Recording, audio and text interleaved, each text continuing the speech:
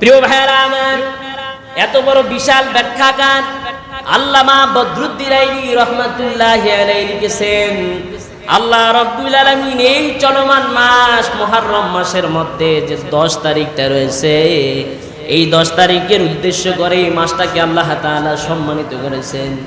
পৃথিবীর জমিনে অনেক দামি দামি জিনিস আল্লাহ তাআলা সবকিছু ঘটিয়েছেন এই মুহররম মাসের মধ্যে।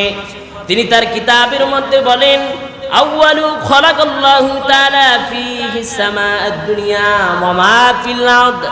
আসমান ও জমিন সহকারে এই আসমান ও জমিনের মধ্যে যত যা কিছু রয়েছে সবকিছু আল্লাহ তাআলা যেদিন সৃষ্টি করেছেন সেদিনটি আর কোনো দিন ছিল না, সেদিনটি ছিল এই চলমান মাস মুহররম মাসের 10 তারিখ। সুবহানাল্লাহ, চলমান মাস মুহররম মাসের 10 তারিখে আসমান